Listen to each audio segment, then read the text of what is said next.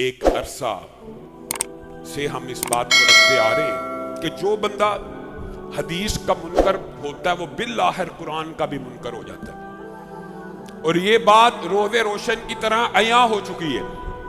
ایک صحیح حدیث کا انکار بھی دین کا انکار ہے، کیونکہ حدیث بھی دین ہے، حدیث بھی وحی ہے۔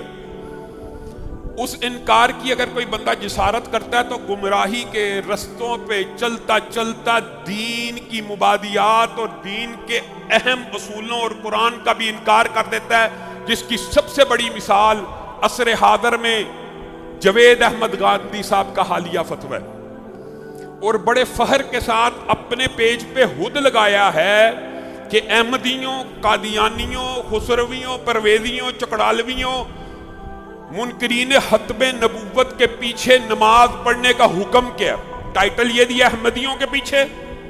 اور آپ کو تشریح میں نے بیان کی ہے کہ وہ لوگ جو رسول اللہ صلی اللہ علیہ وسلم کو آخری نبی نہیں مانتے، ان کے پیچھے نماز پڑھنے کا حکم کیا ہے؟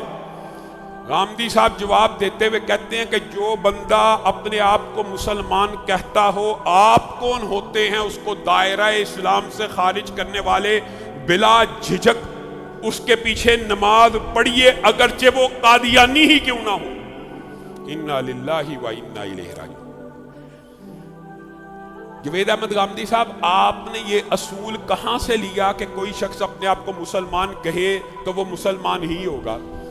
ایک ہندو یہاں پہ آئے اور آ کے کہے علامہ صاحب میں آپ سے زیادہ بڑا مسلمان ہوں۔ ایک سکھ آ کے کہے، ایک عیسائی کہے، ایک یہودی آ کے کہے کہ ہم آپ سے زیادہ بڑے مسلمان ہیں، تو کیا ان کو مسلمان مان کے ان کے پیچھے نماز ہو سکتی ہے؟ اور اللہ کی قسم، یہ عیسائی اور یہودی جو اہل کتاب ہے یہ قادیانیوں سے بہتر ہیں۔ قادیانی کلمہ پڑھ کے اگر رسول اللہ کی ختم نبوت کا انکار کریں تو وہ صرف کافر نہیں ہوتے بلکہ مرتد بھی ہو جاتے ہیں، اور اگر کلمہ پڑھے بغیر کوئی شخص رسول اللہ کے بعد کسی کو نبی مانتا ہو وہ کافر ہو جاتا ہے۔ آپ کہتے ہیں ان کے پیچھے نماز ہو جاتی ہے۔ اب آپ بتائیے، ہم جس اندیشے کا اظہار کرتے تھے کہ ایک وقت آئے گا کہ گاندھی صاحب اس طرح کی باتیں کریں گے، آج وہ بات حقیقت ثابت ہو گئی ہے کہ نہیں؟ جو بندہ حدیث کا منکر ہوتا ہے وہ قرآن کی بین آیات اور دلائل کا بھی منکر ہو جاتا ہے۔ گاندھی صاحب، کوئی شخص آپ کو آ کے کہے میں تمہارا باپ ہوں، آپ کون ہوتے ہیں اس کو کہنے والے کہ یہ میرا باپ نہیں؟ بتائیے، یہ کوئی دلیل ہے؟ بھائی اگر کوئی بندہ اپنے آپ کو مسلمان کہتا ہے تو بس ٹھیک ہے، اس کو مان لیجئے۔ یہ کہاں سے آیا اصول؟